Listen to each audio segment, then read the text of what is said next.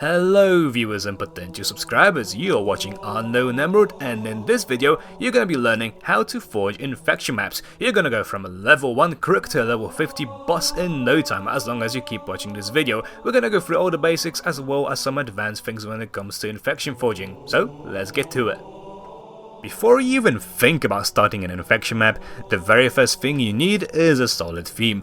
I know it sounds obvious to say, but I've seen way too many maps in the past where the player throws a few trees, a few buildings here and there, but that doesn't provide the player with enough information to fully immerse themselves in the environment you're trying to create. You want to have a few kind of key points of interest on your infection map, places where the player will want to go and explore, and without putting a theme in place, you're gonna end up challenging yourself a lot more than you have to when it comes to creating your environment, your holdouts for the survivors, etc. Over here, I'm currently showing you a map called Stagefright. It is a recreation of my map from Halo 5 called Studio 17, and as you can see, it is a studio. So I have a Wild West section, an Alien section, I have a few recording areas, a cinema section, as well as a giant pirate ship. Those are the things I can put onto my map because it's a studio, it's a recording section, it's a Hollywood section. And if this map was not a studio, then all those things combined would not make much sense at all. So, theme, think of it, stick to it. Next up is balancing your holdout location for the survivor. So you've just created a beautiful holdout spot and you're super proud of it. Well done! However, if the person only has to stand still and not move away from the spot they're in, then you've not done a great job. I'm sorry to tell you that, I've just crushed your spirit. My apologies. So in order to fix that, you want to encourage or even force the player to move back and forth around the holdout spot. So, I'm sitting over here, I'm looking to my left, I can see all the infected approaching me from the left hand side and a little bit to the front. However, I have no clue what is happening to the right hand side unless I move down the stairs and make myself go to a more vulnerable position. And I'm more vulnerable over here because I'm closer to this entrance, which of course is very close to this little spot over there, and I am in a position of not favor, really. I don't want to be sitting over here, I want to move back to the safety, but as soon as I do that, again, I've got no recollection as to what is happening to the right over there. And if an infected does choose to come at me from this angle, they can very easily just run up the stairs and infect me. And be wary that infection in Halo Infinite is very fast paced, so it only takes about a split second for the infected to reach you. So if you're not prepared with a bulldog in your hand, then you're most likely going to join the ranks. Now, another tip when it comes to creating your environment is ensuring that your big open spaces are not also empty spaces. You want to take the word empty out of space. It's an open space, but it's not empty space. Yes, so I have quite a big area over here, but I've got plenty of crates, plenty of lights, plenty of little bits and bobs to fill up the area I have in front of me, as well as all those intersections surrounding this middle spot of my map, which is very open. So, if I'm sitting over here, I've got no clue what is happening over there. If I want to find out, I have to move through this empty space and go to the other spot. Again, over here, if I'm standing in this section, I have to move down the stairs in order to figure out what is happening over there, and that goes for every single spot of my map. Whenever you have a big open space on your map, you want to ensure that there's some kind of a wall, some kind of a tree, some kind of a building blocking your viewpoint to the other spot of the map. Again, if I'm standing over here, I've got no clue what is happening back in that little room I was in before, and I've got no clue what is happening on that ship unless I move to the front and actually go through the doorway I've got over here. So yeah, now I can cover both angles, but I'm so vulnerable, I don't want to be sitting over here, I want to move to a different spot, yada yada. One thing I need people to stop doing on their infection map is adding long hallways without any cover. Yes, I know the infected can sprint at 50 miles an hour, but if they do not have a shroud screen, then they're a very easy target when it comes to a long hallway. How do I fix that, you may ask? Well, one thing they can do is just add a little bit of a sightline blocker, for example a crate in the middle of your hallway, and that immediately fixes the issue. However, what it doesn't fix is the fact that it's still just a big old hallway.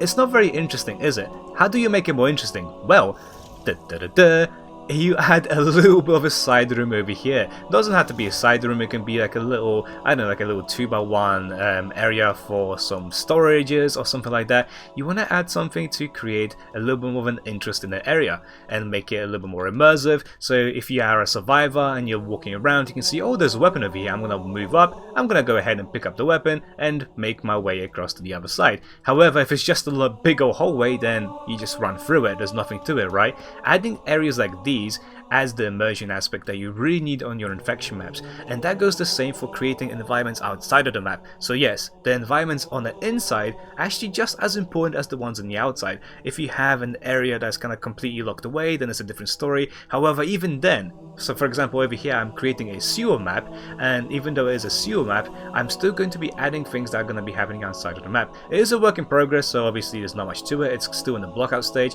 However, I am going to be adding more stuff on the outside, well, just as much stuff on the outside as I am on the inside, to create that level of immersion that I really want to have on a sewer map. And yeah, sewer, by the way, that's another theme I'm doing myself. So I've got a studio and I'm gonna have a sewer, ha ha ha ha. Now, last thing when it comes to immersion is remember, you are making an infection map on Halo Infinite. You can go crazy with the amount of detail they can slap onto it. Over here I've got a quick experiment on my sewer map, and this is an environment I've been working on a few months ago, and even this, I can improve this so much more. This is just scratching the surface of what I can do. Yes, I've got a few pipes here and there, I've got a few crates. However, my crates, for example, they're slightly different to an average crate because I made it from scratch. I've got a pallet, a few barrels, and a string that holds the barrels together. And even the barrels themselves, look, see this little mark over here? That mark is not over here because I've rotated the middle barrel slightly to make the mark on the other side where it's not visible anymore. So even though this is the same barrel, adding a tiny bit of rotation to it makes them look just ever so slightly different. And yes, this is a very small attention to detail, but that's the kind of thing that I really want to see people try and attempt on the infection map.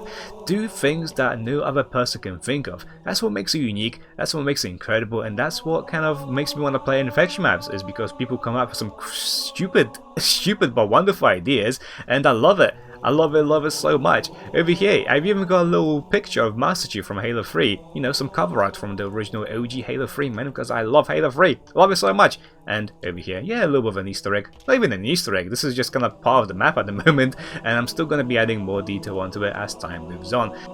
Now, just very quickly, I would like to point out that there is a competition happening right now hosted by Forge Hub, which is an infection competition for infection maps. So if you are planning on making an infection map, have a look at the contest, and there's going to be a link for it in the description below. It is going to be going up until the May 23rd, so you've got quite a long time to finish up your Forge map. So if you're interested, go take a look, link in the description. Do not, and I repeat, do not add an active camo onto your infection map. You do not want to have someone pretending to be Harry Potter in the middle of a game, putting active camo on and just becoming invisible and becoming the last man standing. It's going to be annoying for both the survivors as well as the infected, because number one, they won't be able to find them, and number two, any survivor trying to, well, try their best to become the last man standing is gonna be outmatched by an active camo user, so don't add it onto your map. Next up, avoid putting weapons such as disruptors or plasma pistols onto your infection map. Put things like commandos or assault rifles, anything that's going to be useful for the survivors to actually survive. Things like plasma pistols and disruptors do not eliminate infected very fast, therefore they're not going to be picked up very often, so they're just going to be cluttering up the space on your map. Put something useful in there instead. And again, things like drop walls, something that is of no use to the survivor, just don't put it onto your map because it's never going to be picked up and it's going to be just cluttering up the space that can be used for something a little bit more useful. Just very quickly, when it comes to spawn points, your initial spawns will be Team 1 Eagle for the survivors and Team 2 Cobra for the infected. So that's your initial spawns right there. When it comes to respawn points, try your best to put them all the way around the map. Put them on every single corner, nook and cranny, but avoid putting them on longer sightlines and areas where the infected can very easily be spawn killed. For example, I do not want to have any respawn points down the middle of here, because if there is a survivor sitting over there, for example, and I'm spawning over here, well, I'm going to be headshotted very easily. So just try to pick and choose your spawn locations for the infected to be away from longer sightlines, and usually in little corners, little alleyways, areas where the survivors are less likely to be in order to prevent spawn killing. Now, I've talked a lot about immersion, I talked a lot about the environment, but one thing that a lot of forgers, not just infection forgers but forgers in general, struggle with is making a start on the map. Where do you actually begin? What you're looking at over here is something I call a Forge palette. It is a selection of different objects which match my theme that helps me visualize what I want to be putting onto my map. So over here I have a sewer map in the distance, and just next to it I've got a little palette of objects that I will be adding onto my sewer. For example, what does a sewer have on it? Well, it has different walkways, different gratings for example, and what kind of textures am I going to have? I'm going to have a grime on it because, well, sewers are underground, so of course they're going to have a little bit of grime. Who lives in a sewer? well, there's some military, maybe some pedestrians of some sort. Maybe they're trying to hide away from the war in the sewer. So you may have things like food rations, some walkways, some sleeping bags, pallets, all sorts of things. And even when you have something like a pallet in front of you, oh, how else can I use this pallet? I can quickly stack it up a little bit, boosh, boosh, boosh, boosh, boosh, a few pallets on top of one another, and bala, bala, bala, you've got a piece of cover. I became Baymax from Big Hero 6 for a moment there. And then when you look at things like walls, what am I gonna be putting onto the walls? I'm not gonna have a basic object, for example. I'm not gonna have a piece like this, a basic piece like that on my wall. Nah. You don't want to have flat areas on your map when it comes to walls. You want to be adding things that have got some 3D effects on it. For example, this piece over here, look how wonderful this is. Isn't this 10 times better than just having like a regular flat wall? Think about how you're going to be immersing those players into your environment, how you're going to be attracting people's attentions to different spots of the map. And yes, I can keep talking about that, but honestly, you just have to experiment more than anything. You kind of try to do one thing. If it works, it works. If it doesn't, you try another thing and rinse and repeat. That's how you start making your Forge maps, and that's how you become better, by trial and error.